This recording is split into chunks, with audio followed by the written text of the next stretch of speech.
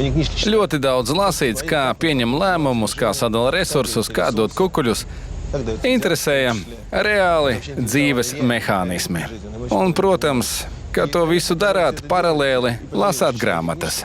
Jūs domājat par to, ka agri vai vēlu jums dos iespēju kaut ko ietekmēt. Mēs runājam par viņu kā par oligarhu, bet viņš ir kas vairāk. Jā, viņš bija oligarhs, kuram bija daudz naudas un kurš bija cieši saistīts ar politiskajiem spēkiem. Viņš strādāja politisko spēku labā, lai padarītu sevi vēl bagātāku. Ideja, ka viņš bija vai nu oligarhs vai aģents, ir aplama. Viņš nevarēja būt tikai viens no tiem. Šai filmai nevajadzēja parādīties jūsu ekrānos. Piedod, man ir bizness. Piedod, man ir ģimene. Piedod, man ir bail. Tieši to mēs dzirdējām no tiem, ar ko mēs uzsākām kopā darbu pie šīs filmas. Jo šīs dokumentālās filmas varonis ir ļoti nopietna persona. Un ļoti daudzi gan Latvijā, gan Eiropas Savienībā, un jāsaka, ka arī visā pasaulē baidās viņu izaicināt. Bet mēs to darām. Jo šodien runa būs par nevis vienkārši par vienu no Putina oligarhiem, nevis par vienkārši Putinam pietuvinātu cilvēku. Šodien runa būs par Latvijas hibrīdu korupciju. Par to, ko var nodarīt Latvijas Republikai hibrīdu pilsonis. Tāds cilvēks, kuru daži sauc par mecenātu, bet kurš pēc mūsu pārliecības ir Kremļa ieliktenis šeit, Latvijas Republikā. Vai šeit varētu atkārtoties Grūzijas scenārijs, kad valsts, kura ir piedzīvojusi padomju laiku okupāciju, negaidīti atkal nonāk hibrīdu korupcijā? Diemžēl, tie ir diezgan pamatoti draudi.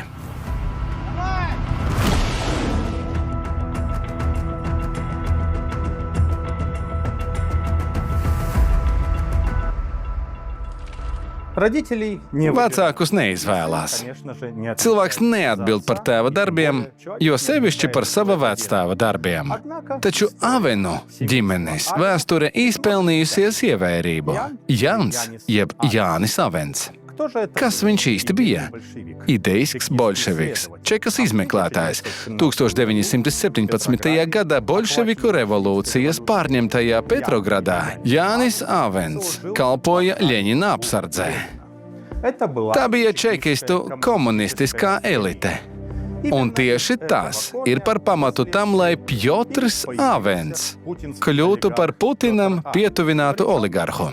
Kas ir interesanti, kamēr čekists Jānis Avens apsargāja Ļeņinu, kāds cits, pavisam vienkāršs cilvēks, kuru visi uzskatīja par krievu, gatavoja Ļeņinam brokastis, pusdienas un arī vakariņas. Kurš tas bija? Tas bija Spiridons Puķins. Tagadējā Krievijas diktatora Puķina vectēvs. Kad mums saka, ka šīs cilvēks ir guvis panākumus, pateicoties saviem talantiem, savam intelektam, vienmēr jāpapēta viņa raduraksti. Jo ļoti bieži, kā tas ir Avena un Putina gadījumā, saknes meklējamas vecvecākos. Viens vectēvs apsargāja Ļeņinu, otrs vectēvs gatavoja ēdienu Ļeņinam, un viņu mazdēli sāka kopā valdīt pār Krieviju. Un pēc tam kopā uzsāka ekspansiju jau ārpus politiskās, ekonomiskās un militārās sfēras.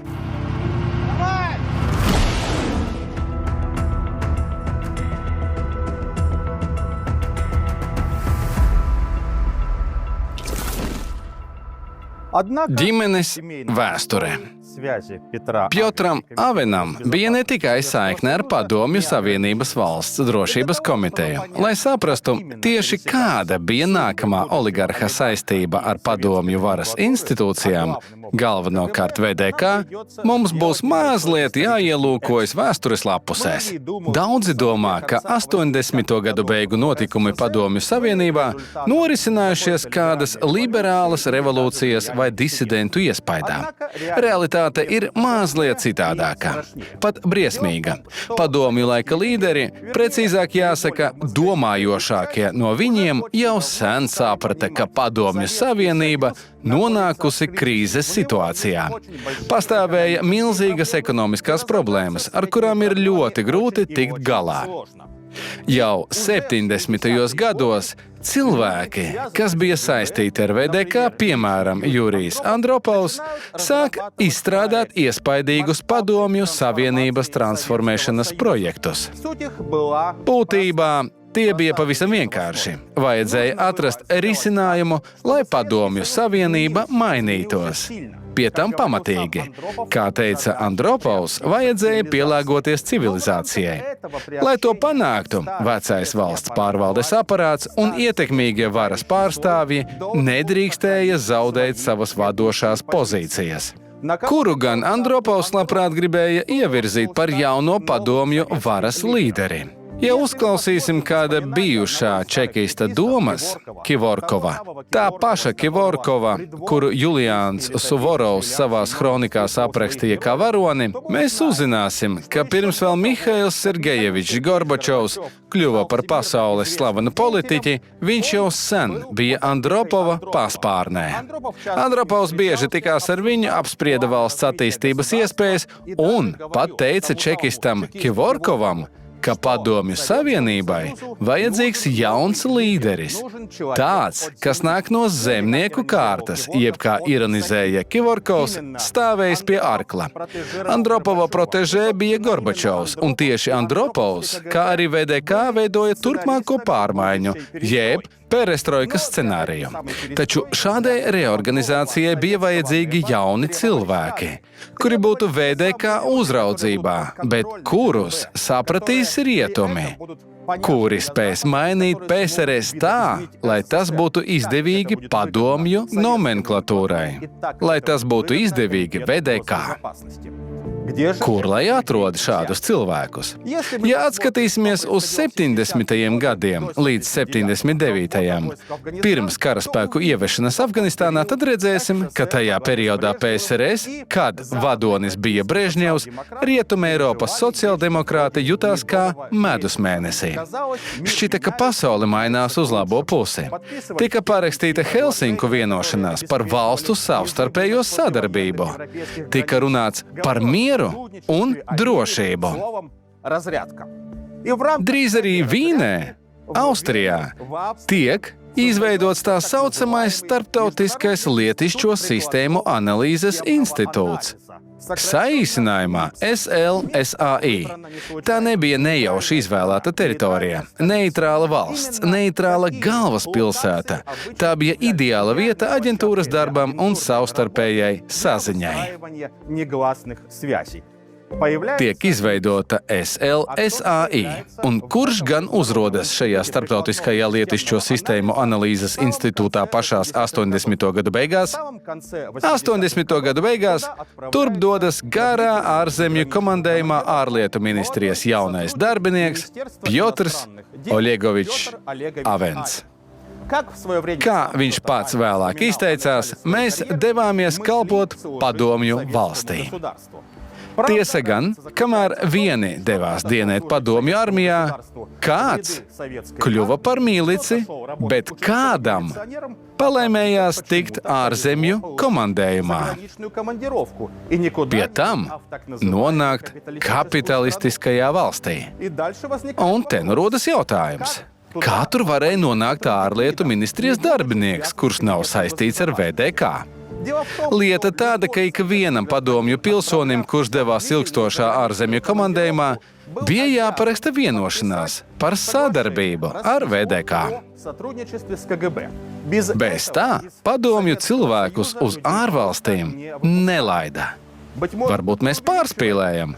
Nu ko, uzklausīsim kādu cilvēku, kurš to ir piedzīvojis, kurš kārtoja šādas vienošanās. Tas ir VDK veterāns, kurš pašlaik dzīvo Lielbritānijā.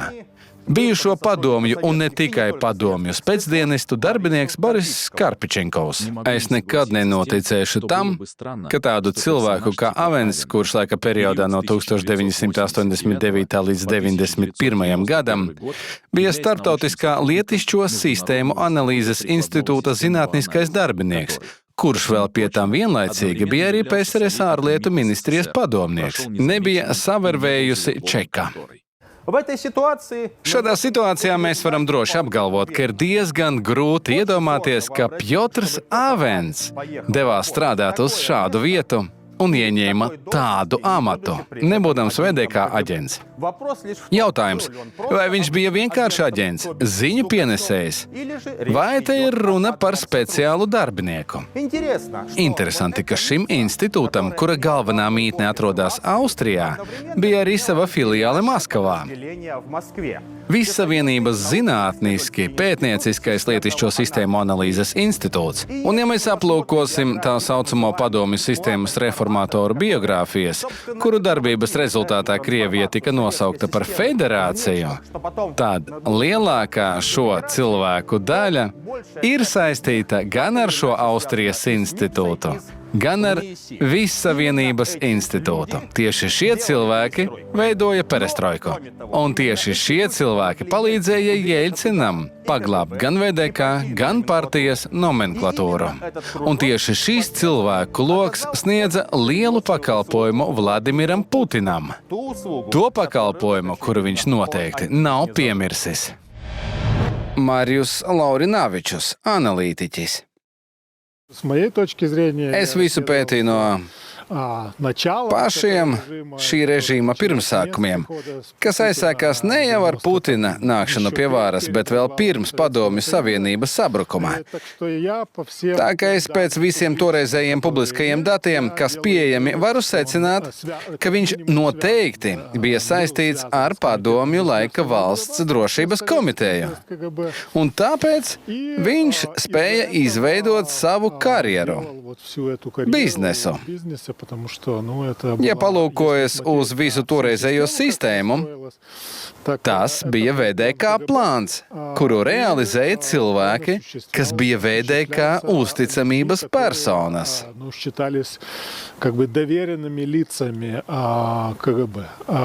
Ir ļoti daudz, tā teikt, varbūt tie nav tieši pierādījumi, bet ir daudz dažādi netieši pierādījumi, detaļas. Viņš strādāja Austrijas institūtā, par kuru daudz nerunāja.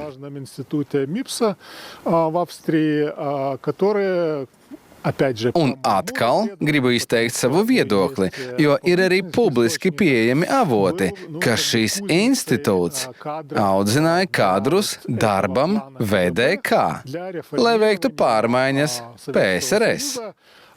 Reformu ieviešana bija paredzēta tam, lai VDK sagrābtu varu Padomju Savienībā.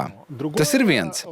Otra lieta, viņš jau no paša sākuma bija cieši saistīts ar Vrotkovu, kurš šajā struktūrā jau no paša sākuma bija uzkāpis pa karjeras kāpnēm.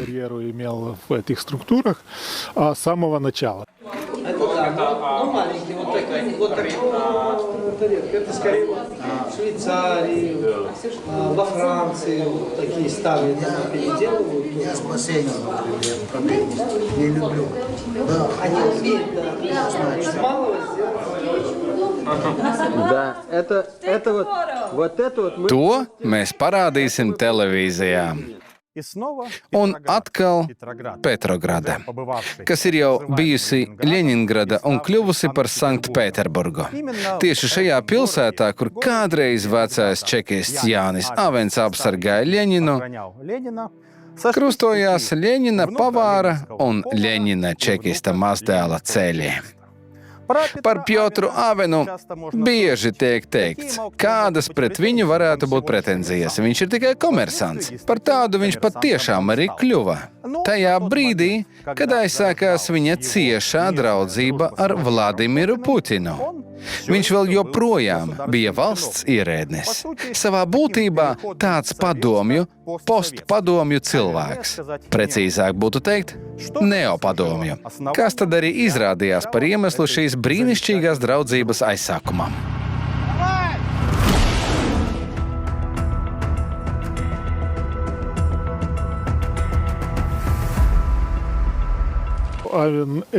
Avenam ir personīgas attiecības ar Putinu.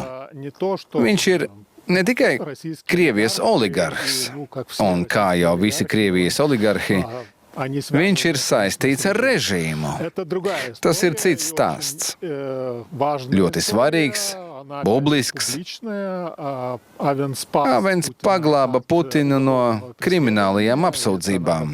Tas ir jāuzsver, no kriminālajām apsūdzībām, jo viņa iesaistes tolaik tik skandalozajā Soljē lietā, ar ko arī aizsākās šīs Putina režīms.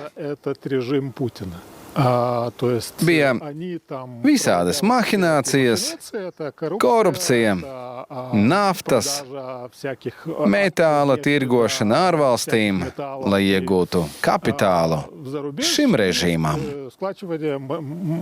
Капитала для вот этого режима, самое вот то, что было в самом начале. Avens izglāba Putinu no krimināllietas ierosināšanas. Čekists, kurš pievienojās Anatolija Sabčika komandai. Tieši viņš nesaprotamu iemeslu dēļ uzsāk šo eksporta kvotu dalīšanu. Un jau drīz Putina dīvainā rīcība, kurai nebija nekāda juridiska pamata, piesaista tautas deputātu interesēm. Sākas izmeklēšana, kas ir labi pazīstama kā Soljē lietā. Marina Soljē, Sanktpēterburgas pilsētas padomes deputāte. Pilsēta palika bez pārtikas, jo tā tika daļēji noslēpta. Un pārtikas vienkārši nebija. Valstī trūka pārtika. Vajadzēja ieviest kartītes tai pārtikai, kas vēl bija palikusi. Ar šo kartīšu palīdzību mēs kādu laiku normalizējām situāciju. Un tad es uzzināju. Es izdzirdēju baumas, ka mums ir iedalītas kvotas. Mežam, naftai, metālam, ratajiem metāliem, piemēram, alumīnijam, kokvilnai, lai varētu veikt apmaiņu. Īsāk sakot, viss notika tā. Līgumus slēdza ar kaut kādām kreisajām firmām, kuras darbojās tikai vienu dienu. Licences izsniedza Sanktpēterburgas ārējo ekonomisko sakaru komiteja. Tātad tas bija Puķins. Tos parakstīja gan viņš pats, lai gan reti, gan arī viņa vietnieks Aņikins. Es vārdu neatceros. Viņiem nebija tiesību izsniegt šīs licences. Un šīs preces tika eksportētas uz ārzemēm, bet pārtika nepienāca. Šis atgadījums ļoti sasaistījis Putinu ar Sabčiku.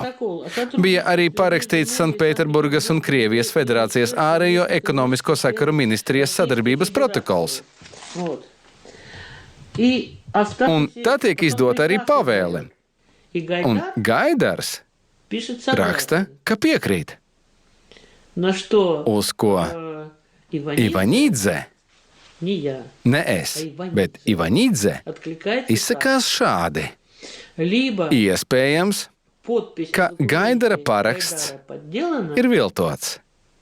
Что я Es to neizslēdzu, совершенно. jo datumi Потому что числа на dokumentos документах исправлены ir vairāk kārtīgi laboti, несколько раз, особенно на jo авторских. Там sevišķi avena dokumentos. количество. Tajos bija daudz viltojumi. Daudzie viltojumi, par kuriem runā Marija Saljē, kļuva par pamatu tuvajām attiecībām. Te ir kāds piemērs. Mēs visi labi atceramies Borisu Berezovski, kuru pat sauca par Kremļa krustēvu. Bet kurš iepazīstināja Borisu Berezovski ar Puķinu? Boris Berezovskis, valsts domas deputāts.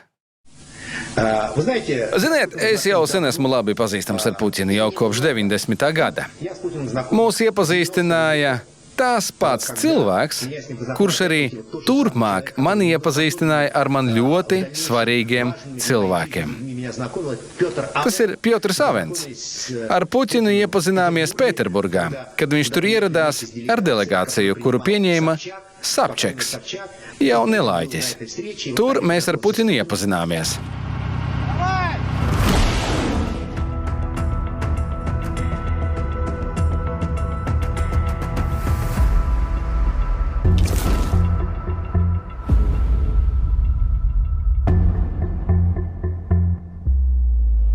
А теперь возвращаемся. Bet tagad atgriežamies Latvijā. Madonas novads. Mūsdienas vieta maz apdzīvota. Tā vien šķiet, ka šeit būtu grūti sastapt tik spilgtu personību kā Puķinam pietuvināts oligarhs. Обычно Parasti viesi no Maskavas priekšroku dod tradicionālākām vietām. главным образом Pārsvarā tā ir Jūrmala, известнейший kurā нефть- vislabprātāk tiekas ievērojami cilvēki. Однако Taču Piotra Avena ģimene ir mazliet citādākā. именно здесь, Tieši šeit, Madonas novadā, viņš ir iegādājies diezgan iespaidīgu īpašumu ar 2 ezeriem. И сегодня мы Un šodien mēs dodamies pie viņa vizītē. сразу же становится Ir skaidrs, ka šeit viesus negaida. более Pat jāsaka, ka nemīl. Владимира Putina draugs labprātāk izvēlas nošķirtību, jo klusumā un mierā darbi sokas visraitāk. А на тот Un, ja случай, gadījumā если uzradīsies nevēlami viesi, незваные гости ar имеют tiem tiks galā labi sagatavota apsardze. машины у них Tās хорошие, ekipējums ir diezgan pieklājīgs. Bet Однако это не tas mums помешает netraucēs uzzināt, kā Puķina oligarham klājas Latvijā. заглянуть за этот Ir забор. diezgan apgrūtinoši palūkoties pār šo žogu, bet varam mēģināt. Сейчас Te mēs redzam, мы видим, kā как Latvijā живет Madonas novada vidū dzīvo viens no Krievijas diktatora Vladimira Putina tuvākajiem draugiem un palīgiem. Диктатора Владимира Путина. Дрон летит Drons laižas pāri viņa īpašumiem, над персональными privātajiem ezeriem, и un внимание apstājas. останавливается. Что Kas происходит? notiek? По дрону бьет Dronu apšauda no elektromagnētiskās šautenes. To mēģina notriekt, bet neizdodas. Вскоре вылетает Drīzumā uzlido otrs drons. Tā uzdevums ir izsekot filmēšanas grupu. Mēs labi zinām, ka dzīvojam tiesiskā valstī, un šeit tiek stingri ievēroti likumi. Но проверять, Taču насколько nav lielas строго vēlēšanās они pārliecināties, соблюдают cik stingri tos ievēro Madonas komjaunieši melnajos pikopos šeit uz meža ceļiem. Особого нет. Pols Gobels, pētnieks, analītiķis un publicists. ASV valsts sekretāra Džeimsa Beikera padomnieks, apbalvots ar Latvijas 3 zvaigžņu ordeni. Mēs runājam par viņu kā par oligarhu, bet viņš ir kas vairāk. Jā, viņš bija oligarhs, kuram bija daudz naudas un kurš bija cieši saistīts ar politiskajiem spēkiem. Viņš strādāja politisko spēku labā, lai padarītu sevi vēl bagātāku. Ideja, ka viņš bija vai nu oligarhs vai aģents, ir aplama. Viņš nevarēja būt tikai viens no tiem. Nevienam Krievijā nav daudz naudas, ja vienīgi nestrādā Vladimira Putina labā. Tas nozīmē, ka mēs nevaram domāt par bagātiem Krievu kapitālistiem kā par neatkarīgu spēku. Viņi ir Putina sistēmas kalpi. Lielākā rietumu problēma ir tā, ka augstā kara laikā pret padomju ekspansiju iestājās 2 grupas - biznesa kopiena kura negribēja, ka uzņēmumi pieder valstī, un cilvēktiesību kopiena, kura vēlējās demokrātiju. Kamēr biznesa kopiena nepievienojās otrai grupai, kuru apsūdzēja par maigu attieksmi pret komunismu, alianse turējās kopā. Gorbačova ēras rezultātā savienība starp abām kopienām pazuda.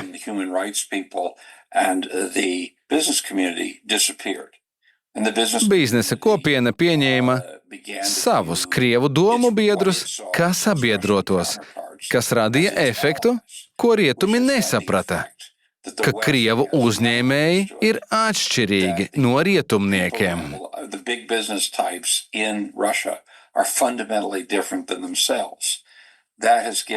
Tas deva Putinam milzīgas priekšrocības iekļūt citās sabiedrībās, sagraut valdības, un, ja to neapturēs, rietumu nākotne ir briesmās.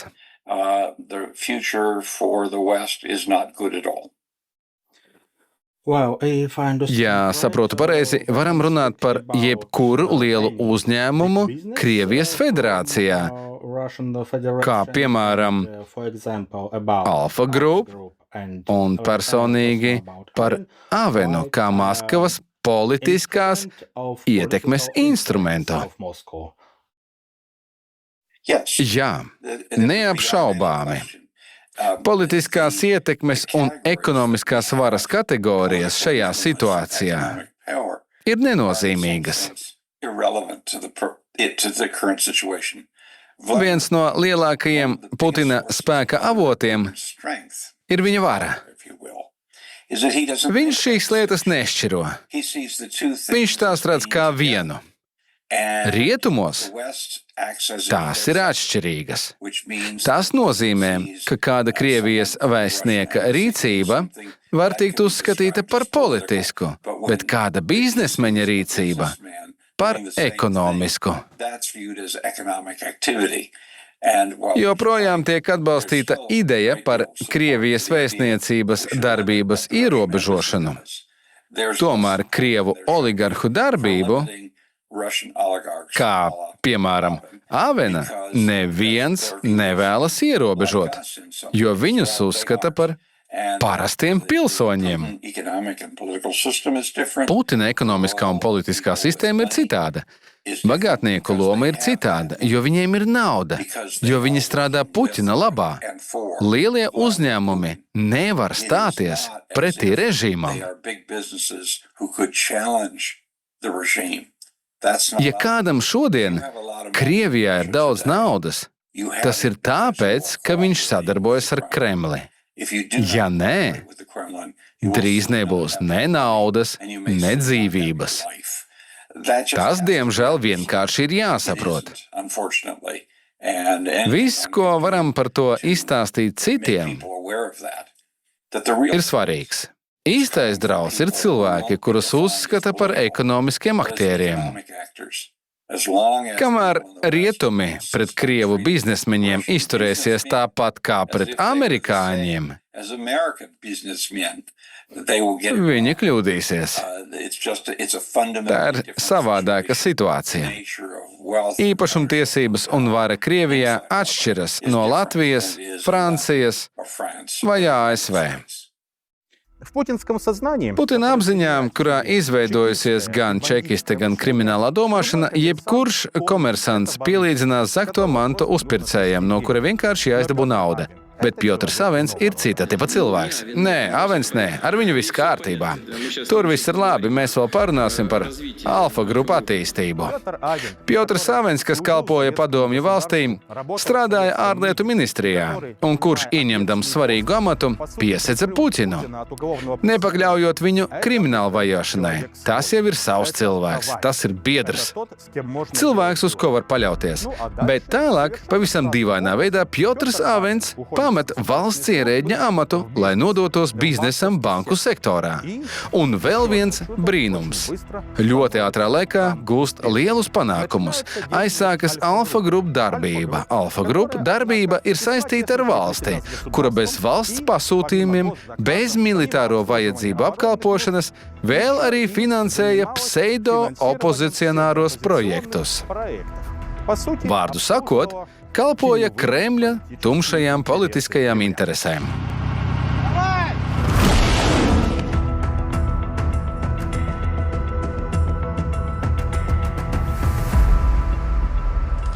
Brīvās vēlēšanas un citas līdzīgas demokrātijas izpausmes Krievijā faktiski tiek likvidētas jau Putina valdīšanas pašā sākumā. Bet dekorācijas vēl paliek. Rodas sistēma, kuras autori ir Gļebs Poplovskis un Vladislavs Surkovs. Savā būtībā tas ir autoritārs režīms, kas tomēr saglabā zināmas pseidodemokrātiskās dekorācijas.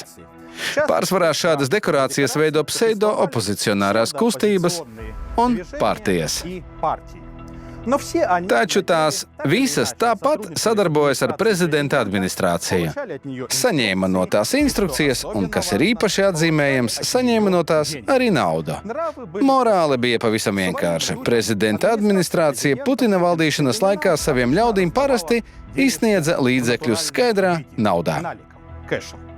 Apmēram šādi, kā redzams fotoattēlā. Jā, tā ir Kristīne Potupčika no Putina cilvēku aprindām. Viņa nemaz nekautrējās par saņemtajām dolāru pakām. Naudu saņēma burtiski maisiem. Taču tālāk seko jautājums, kāda ir šīs naudas izcelsme? Prezidenta administrācija to izsniedza no saviem fondiem. Vai arī tie ir kādi FSB slēptie fondi? Nekas tam līdzīgs. FSB čekisti nemīl dāļāt naudu. Viņi labprātāk to ņem. Lai pielabinātu pseido-opozicionārās, pseido-protestējošās struktūras, pastāvēja speciāli Putina maki, speciālas finanšu struktūras. Kā liecina viens no cilvēkiem, kurš savulaik sadarbojās ar prezidenta administrāciju, Murza Gulovs, kurš pašlaik ir imigrants un opozicionārais blogeris, šo naudu sagādāja Alfa Group. Rostislavs Murza Gulovs, Baškīrijas sabiedrisko lietu palātas bijušais vadītājs, ārvalstu aģents. Reiz 2010. gadā es stāvēju pie Putina administrācijas loga un dzēru viskiju ar savu toreizējo paziņu, kurš Kremlī bija liels priekšnieks. Viņa uzvārds bija Habirovs. Viņš pārvaldīja valsts domi, arotbiedrības, sabiedriskās organizācijas un daudz cita. Viņš strādāja kopā ar pelēko kardinālu Surkovu. Man viņš tolaik šķita labs puisis. Lūkojoties pa logu, bija redzams skaists baznīcas pagalms. Un šajā pagalmā tobrīd iebrauca mirdzojošs un dārgs Alfa bankas kravas automobīlis, no kura sāka krāmēt ārā melnus maisus ar naudu. Maisu bija daudz. Mans sarunu biedrs pat negrasījās noliegt, ka tā ir tā pati melnā nauda no Friedmana, kas paredzēta darbam ar sabiedriskajām organizācijām, kā arī īpaši vērtīgu darbinieku piemaksām. Mans sarunu biedrs pastāstīja, kā arī Ļoņa Voklovs drīz ieradīsies pēc sava melnā naudas maisiņa. Toreizējais FBK direktors ne tikai atnāks pēc maisiņa, bet arī aprunāsies, ņems vērā priekšlikumus, aizrādījumus. Aleksejs Navaļņijs bija neparasta personība. Skaidrs ir viens, ka viņš bija Putina idejiskais pretinieks. Tas bija cilvēks, kurš bija gatavs ziedot visu. Tā rezultātā viņš atdeva pats savu dzīvību, lai tauta atgūtu brīvību un tiktu gāsta Putina tirānija. Tā mēs varam teikt par Alekseju Navaļņiju. Taču, diemžēl, par tiem cilvēkiem, kuriem Navaļņijs uzticējās un kuri šodien piesadzas ar viņa vārdu, to mēs apgalvot nevaram. 2012. gads. Krievija sāk uzbrukumu Ukrainai.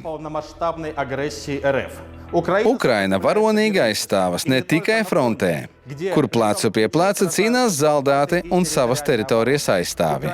Ukrainas cīņa ietver arī diplomātiju. Šīs diplomātijas nozīmīgākais rezultāts ir sankciju ieviešana. Jo visas brīvās pasaules pretspēks pret Putina tirāniju ir Ukrainas atbrīvošanas ķīla. Būtībā cīņa par sankciju ieviešanu ir tikpat iedarbīgs līdzeklis kā cīņa frontes līnijā, lai iedragātu Putina režīmu. Un tieši te tiek dots trieciens Ukrainai no mugurpuses. Trieciens ir negaidīts un nodevīgs. Šo triecienu Ukrainai sagādā tie, kuriem pietiek nekaunības sevi dēvēt par Navaļnie komandu.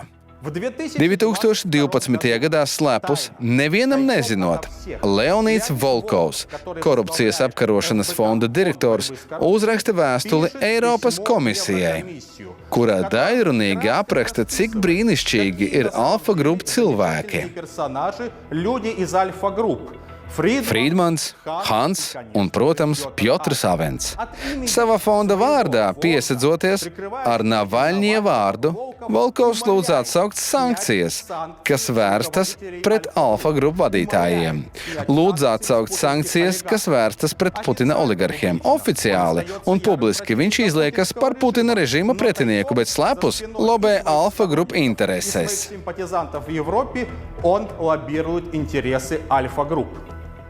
Jāsaka, ka FBK un Alfa Group acīm redzot saista daudz kas un jau ļoti sen. Un šīs dokuments uzskatāmi pierāda, ka šīs noturīgās saiknes nav zudušas. Un pat tagad, pēc Putina agresijas sākšanās, šīs attiecības tiek uzturētas, un FBK apkalpo Alfas oligarhus.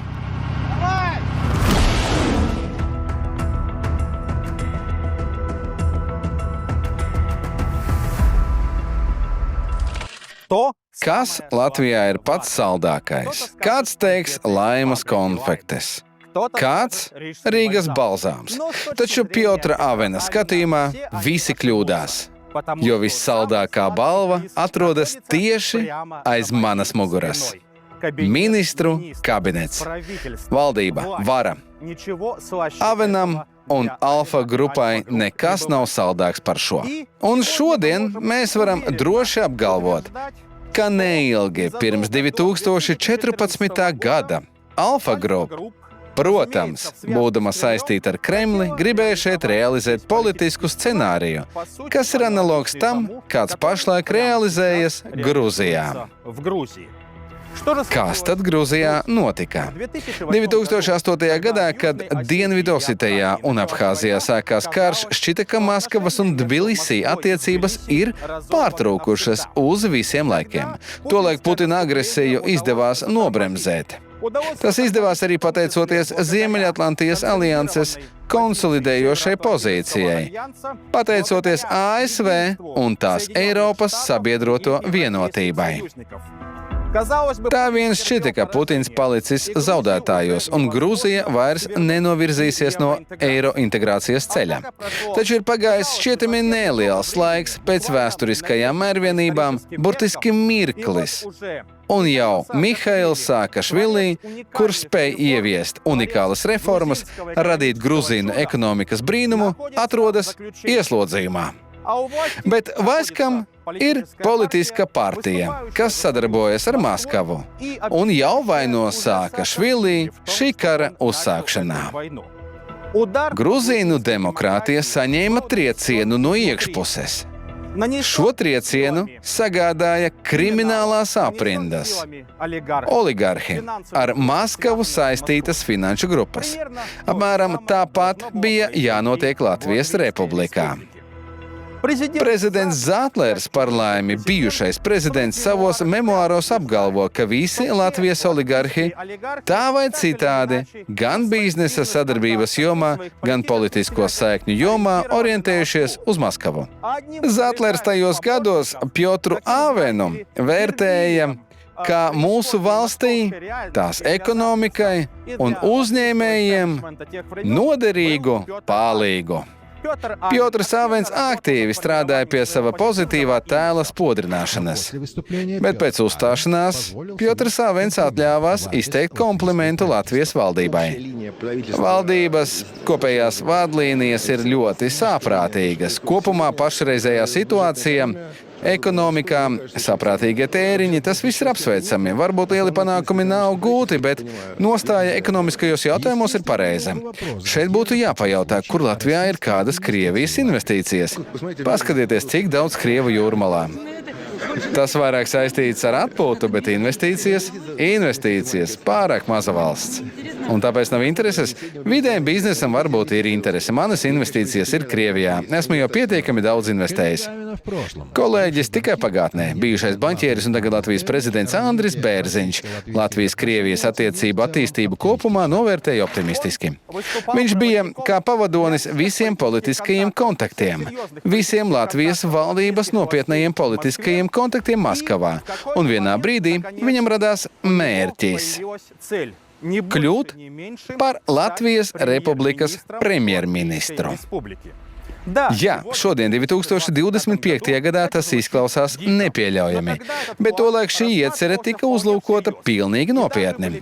Un tika izlaistas pirmās publikācijas par to, vai Pjotru Aivenu nevajadzēja iecelt par Latvijas premjeru. Šī plāna mērķis ir skaidrs – izveidot valdību no prokremliskajiem spēkiem, kuru vidū būs Putina oligarhs, pietuvināta persona. Šī valdība savukārt iegūs bloķējošo balsi Eiropas komisijā un Ziemeļatlantijas aliansē. Kremlim tā būtu iespaidīga balva. Zelta akcija NATO. Zelta akcija Sabiedrības Savienībā. Un šo zelta akciju vajadzēja sagādāt tieši Pjotram Avenam. Informāciju par to, ka Pjotrs Avens var kļūt par Latvijas premjerministru, izplatīja sens Avena biedrs Aleksandrs Gafins. Pēc tā Gafinam nācās pamest savu diezgan augsto amatu Alfa bankā. Taču savas labās attiecības ar Pjotru Avenu viņš saglabāja, un darbu ieguva nemazāk ietekmīgā Latvijas iestādē – Rietumu bankā. Nevarētu teikt, ka ir kādi neatkarīgie oligarhi, neatkarīgie biznesmeņi. Viņiem visiem ir zināmas lomas, no kurām nevar atteikties. Es piekrītu tam, ka Krievijā pie šāda valsts režīma oligarhiem īstenībā nemaz nepiedar viņu bizness vai kapitāls. Viņi ir tādā menedžeru lomā.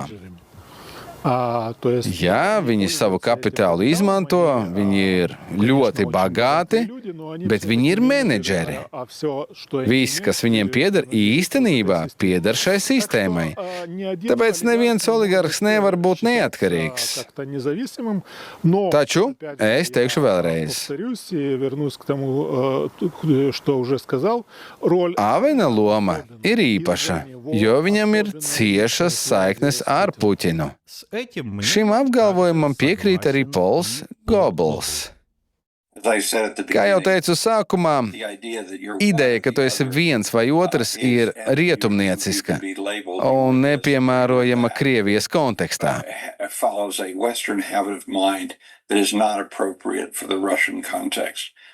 Avena kungam nebūtu bijusi nauda, ja viņš nebūtu Putina draugs.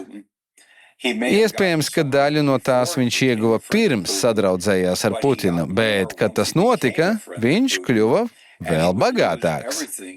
Viņš zaudētu visu, ja pārstātu būt Putina aģents un draugs. Tāda ir Krievu politekonomiskā dzīve.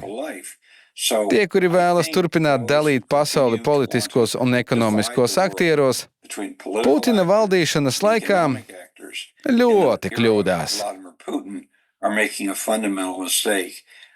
Mūsdienās Krievijā šīs abas kategorijas ir drīzāk vienotas nekā patstāvīgas.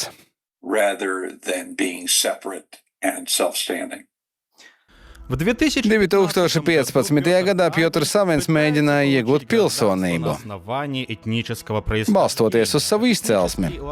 Viņš ir daļēji latvietis, un kā jau tādos gadījumos notiek, dodas kārtot eksāmenus, lai apliecinātu savas latviešu valodas prasmes. Bet viņam tas neizdodas. Noskaidrojas, ka Pjotrs Avens faktiski nepārvalda latviešu valodu, bet tās viņam nav šķērslis.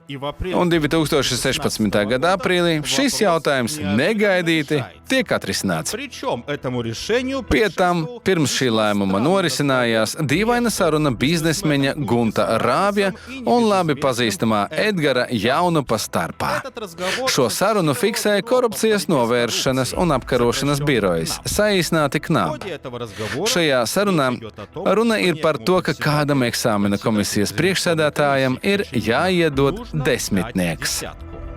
была ли дана Vai tas tika iedots vai nē, bet 2016. gada aprīlī Piotrs Avens eksāmenu sekmīgi nokārto. благополучно засчитывают. Несмотря Neskatoties uz to, ka kāds no komisijas locekļiem tam iebilda.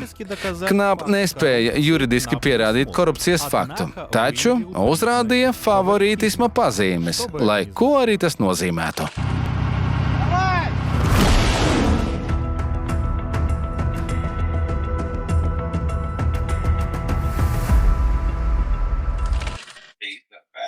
Fakts, ka viņam ir tik daudz naudas, ka viņš strādā Putina režīmam, kurš neslēp vēlmi apspiest Latvijas neatkarību, Baltijas esamību NATO un visu 3 Baltijas valstu neatkarību, ir draudz. Domāt, ka tā nav, ir bīstami. Ja kādam ir nauda un atbalsts no Kremļa, tas vienmēr ir bīstami. Es satraucos, ka Avena kungs savu pilsonību ir ieguvis nelegāli. Es nezinu detaļas, bet ņemot vērā to, ko tādas personas pārstāv, tas būtu rūpīgi jāizmeklē. По сведениям No mūsu avotiem ir zināms, ka Pjotra Avena sakari ar specdienestiem nav palikuši pagātnē. или неосоветских отнюдь не остались в прошлом. И они Šie sakari joprojām tiek uzturēti. Такое Šādas ziņas mēs ieguvām no saviem avotiem Maskavā īsi pirms kara sākuma 2022. gadā. накануне полномасштабного вторжения в Украину в 2022 году. Речь Runa ir par Pjotra Avena saistību ar Federālās drošības dienesta ģenerāli Sergeju Orestoviču Besedu. Сергеем Арестовичем Беседой. Именно Tieši Sergejs Orestovičs nodarbojās ar analītisko materiālu sagatavošanu, tā teikt, ar SMO, intelektuālo plānošanu, speciālās militārās operācijas plānošanu. Viņš plānošanu neveica sevišķi kvalitatīvi. Tālāk vienkārši citēsim informāciju, ko sagatavoja mūsu avots Maskavā. Avens bija Putina draugs un naudas maks visa Putina valdīšanas laikā. Viens no projektiem - ģenerālis Beseda. Viņa draudzība ar Pjotru Maskavā netika slēpta. Viņi kopā gāja uz krogiem, lidoja ar Pjotra lidmašīnu, devās medībās un tam līdzīgi. Un arī helikopteri. Pjotrs visu smalki zināja par uzbrukumu, piedalījās tajā. Un par to bija atbildīgs Beseda. Bet Pjotrs maksāja. Protams, ar Fridmana ziņu. Mēs neatklāsim savus avotus Krievijā, un kāds noteikti apšaubīs šo informāciju. Bet tādā gadījumā ķersimies klāt jau pie zināmajiem faktiem, kuri jau sen ir pierādīti. Pajautāsim mūsu draugiem un kolēģiem, kuri karo Ukrainā, kāda bija Alfa grupa loma Krievijas militārā uzbrukuma priekšvakarā un jau vēlāk. Paulo Škurenko, sankciju politikas padomnieks, Kīvas ekonomikas skola.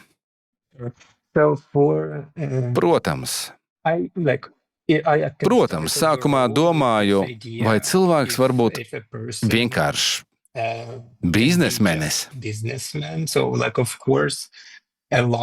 Daudzas militārās industrijas firmas ir biznesi, kas ražo, pārdod, saņem naudu.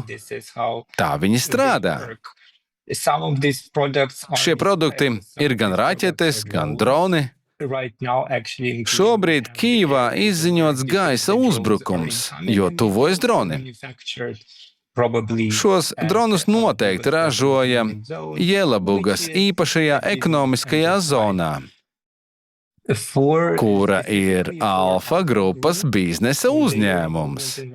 Viņu iejaukšanās Krievu militārajā uzbrukumā nav tieša.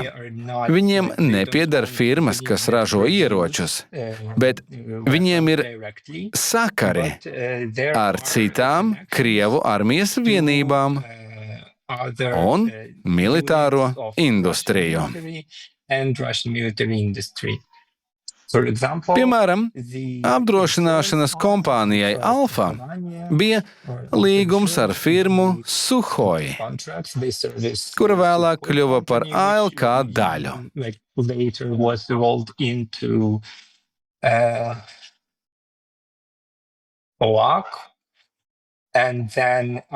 Alfa bija līgumi arī ar Krievijas Nacionālo gvardiju. Par, ja nekļūdos, automašīnu apdrošināšanu. Viņiem bija arī līgumi ar atsevišķām FDD jurisdikcijā esošām armijas vienībām.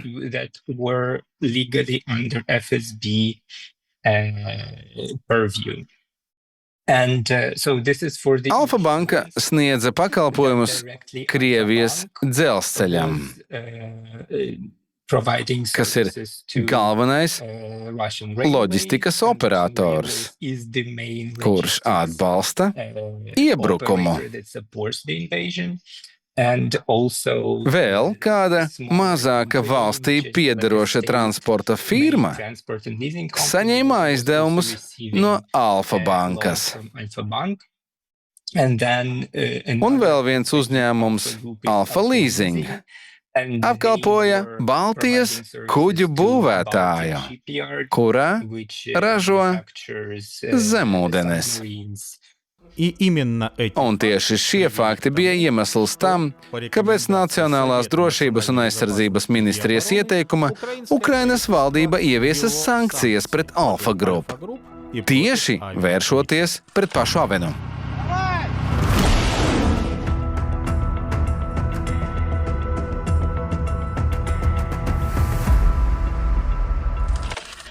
Avenam un viņa draugam Frīdmanam ir kāds hobijs – aristokrātiska aizraušanās. Tās ir medības. Viņiem arī Krievijā ir medību lauki. Bet dzīvnieku nogalināšanai ar Krieviju vien nepietika. Un tāpēc viņi pabija kādā interesantā Austrumēropas valstī.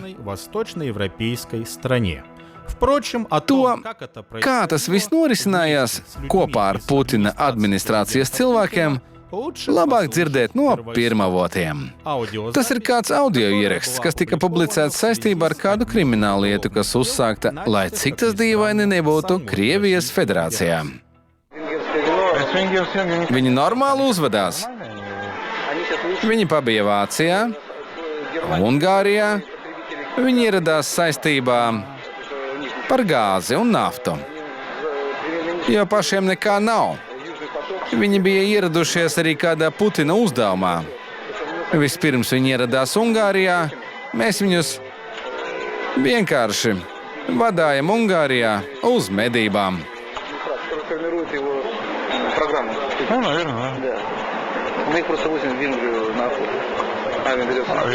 Ungārijā arī medī? Jā. Mums nav zināms, kurš Ungārs organizēja šīs medības, bet ir diezgan interesanti, ka Ungāriju regulāri apmeklēja gan Avens, gan viņa draugi.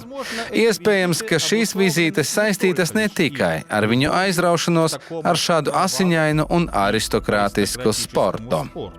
Varbūt bija arī citi iemesli, jo plašai publikai nezināmu iemeslu dēļ tieši Ungārijas valdība, kopš neseniem laikiem arī Slovākijas valdība ļoti aktīvi cīnās par Avenam un Frīdmanam uzlikto sankciju atcelšanu.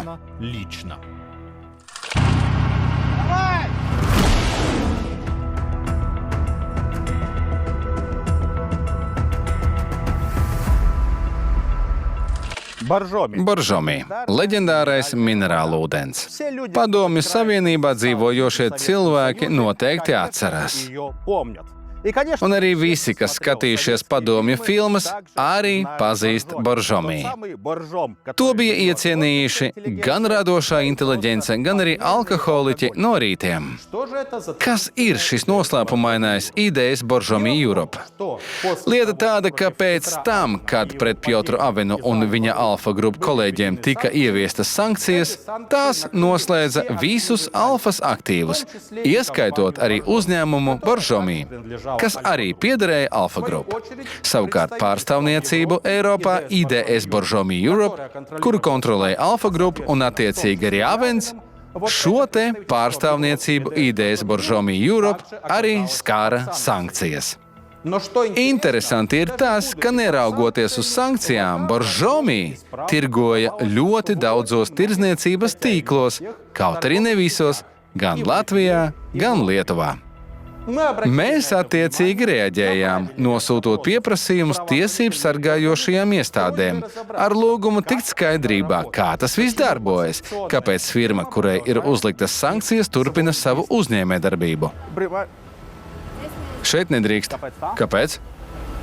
Tad pēkšņi 2024. gada rudenī cilvēki, kuri sevi dēvēja par liberāļiem, kuri esot noskaņoti pret Putinu, par opozīciju, Novaļņie komandu, izrādīja kvēlu interesi par šī uzņēmuma likteni un Boržomī ūdeni. Viņus tas viss ieinteresēja. Iespējams, ka viņu interese saistīta ne jau tikai tāpēc, ka šis uzņēmums ir tieši saistīts ar Pjotru Avenu, bet arī tāpēc, ka tieši tad 2024. gada rudenī Ukrainā sākas tiesas process, ko inicijējuši Justīciju ministrija saistībā ar IDS Boržomī aktīvu izņemšanu un nacionalizāciju Ukrainas teritorijā. Iespējams, ka šajā procesā būtu derējis nodemonstrēt Ukrainas tiesnešiem dokumentu. Skatieties, IDS Boržomī ir nomelnots. Skatieties, tas ir ļauno oligarhu uzņēmums. Tā vajadzēja rīkoties. Ir saprotams, kāpēc tas ir vajadzīgs Pjotram Avenam. Skaidrs, kāpēc tas ir vajadzīgs Alfa grupa. Nav saprotams, kāpēc tas vajadzīgs tiem cilvēkiem, kuri sevi dēvē par Putina un oligarhu pretiniekiem.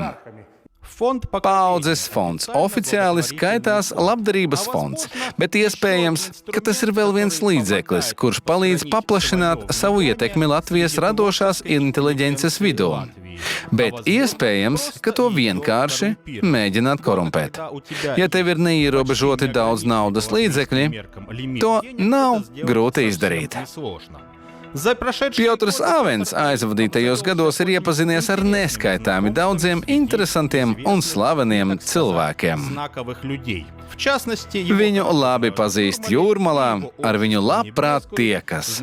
Slavenā padomju, bet tagad visticamāk Latvijas dziedātāja Laima Vaikule.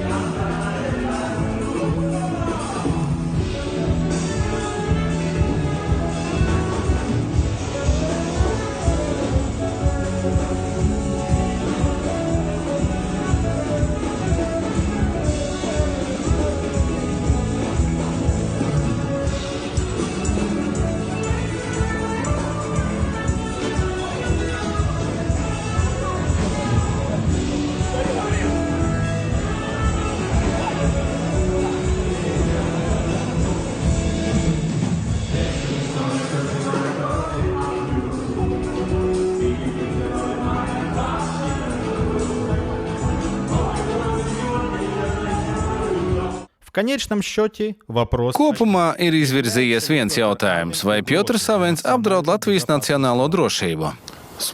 Es domāju, ka tas ir ļoti liels apdraudējums Latvijas nacionālajai drošībai. Es teikšu godīgi, es nesaprotu, kā Latvijas republika atļauj šādai personai uzturēties Latvijā. 2022. gadā Latvijas valdības un sabiedrības nostāja bija viennozīmīga. против Pret Avenu izvirzīja sankcijas. И тогда Viņam bija pat jāšķiras no 3 zvaigžņu ordeņa. О том, почему это Kāpēc tā notika, mēs lūdzām komentēt toreizējo ordeņu kapitula vadītāju Sarmīti Elerti. Сармите Элерте. Iemesli un argumentācija, kāpēc ordeņu kapituls 2022. gada 2. martā sasauktajā sēdē pieņēma lēmumu anulēt Pjotram Avenam piešķirto apbalvojumu, izklāstīti ordeņu kapitula informatīvajā sadaļā. Ordeņu kapituls pieņēma lēmumu balstoties uz likuma par apbalvojumiem 48. panta 2. punktu. Man nav nekādas jaunas vai papildus informācijas par Pjotru Avenu vai ordeņu kapitula lēmumiem. Ordeņu kapitula ārpuskārtas sēdē tika pieņemts lēmums par Latvijas augstākā apbalvojuma 3 zvaigžņu ordeņa atsavināšanu Latvijas Republikas pilsonim Pjotram Avenam.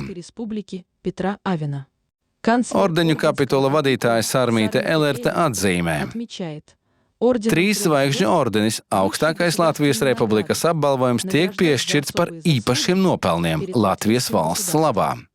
Latvijas nacionālās intereses – tas ir miers un drošība Eiropā. Krievijas izraisītais karš Ukrainā – tas ir starptautisko tiesību pārkāpums, noziegums pret Ukraiņu tautu. Pjotrs Avens nav distancējies no šī kara, ko izraisījis Putina režīms. Tas nozīmē, ka tiek atbalstīta Krievijas agresija, un tas nav savienojams ar statusu, kāds tiek iegūts pēc Latvijas augstākā apbalvojuma saņemšanas. Iepriekšējie nopelni to nespēja kompensēt. Pagaidām Pjotram Avenam ir uzliktas sankcijas, bet viņš uzturas Latvijā, neraugoties ne uz ko. Viņš nebūtu nav iecerējis pamest Latvijas Republiku. Mēs nezinām, kas viņu šeit tur, bet tam ir kāds svarīgs iemesls.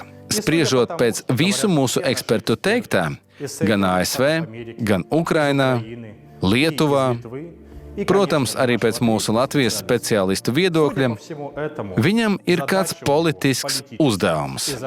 Šo uzdevumu viņam devis Putins. Pašlaik Latvija ierindojas globālās cīņas 2. ešalonā starp tirānijas spēkiem un brīvo pasauli. Pirmajā vietā izvirzījusies Ukraina. Tur norisinās pilnvērtīgs karš. Un mēs esam nākamie. Un nākamais trieciens, visticamāk, tiks Latvijai. Tas varētu būt hibrīd trieciens.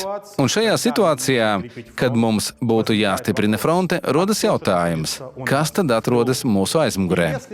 Un ja šāds bīstams un naidīgs spēks jau atrodas Latvijas aizmugurē, vai ir jēga stiprināt savu fronti? Un kāda tā vispār būs?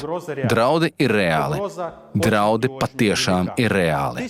Var atkārtoties 1940. gads. Atkārtoties hibrīd kara formā.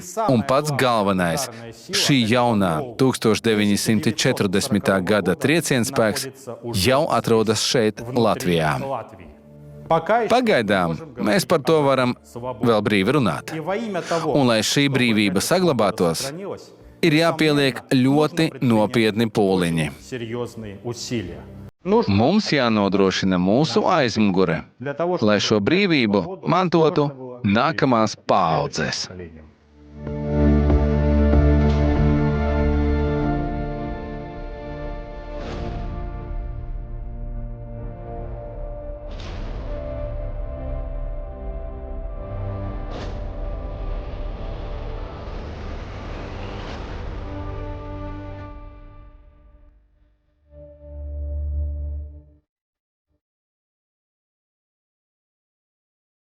Jebkurā nopietnā dokumentālajā filmā jāatspoguļo visu pušu viedoklis. Un, protams, mēs pirms sākt savu darbu nosūtījām jautājumus Pēterim Avenam, Pēterim Olegovičam, divējādi, caur viņa oficiālo vietni un caur viņa palīgu, slaveno Igoru Basu. Jautājumi ir šādi. Vai jūs atbalstāt Krimas aneksiju no Krievijas federācijas puses? Vai jūs atbalstāt agresīvu KF karu pret Ukrainu? Vai Krievijas diktators Vladimirs Putins ir jūsu draugs? Vai tiešām jūs viņu izglābāt no krimināla atbildības 92. gadā? Vai tiešām ar Alfa grupu līdzekļiem tika finansēts korupcijas apkarošanas fonds? Kādā apjomā? Pastāstiet, kāpēc KAF un personīgi Volkovs un Ošurkovs prasīja atcelt jums piemērotās Eiropas sankcijas? Kādos apstākļos jūs ieguvāt Latvijas pilsonību? Vai tiešām jūs nepārvaldāt latviešu valodu un bijāt spiesti dot kukuļus caur Jaunupu? Kāds bija kukuļa lielums? Pastāstiet, kā un kādos apstākļos Alfa grupa atbalstīja KF aizsardzības ministriju pēc 2014. gada. Cik izdevīga jums materiāli un finansiāli bija agresija pret Ukrainu? Vai jūs esat nodarbojies ar Kremļa interešu lobēšanu ASV? Ar ko jūs sazinājāties? Kādas summas tika iztērētas? Lielam līdznožēlojumam ne Piotrs Oļegs Avents personīgi, ne viņa tuvākais palīgs Basa kungs mums tā arī neatbildēja.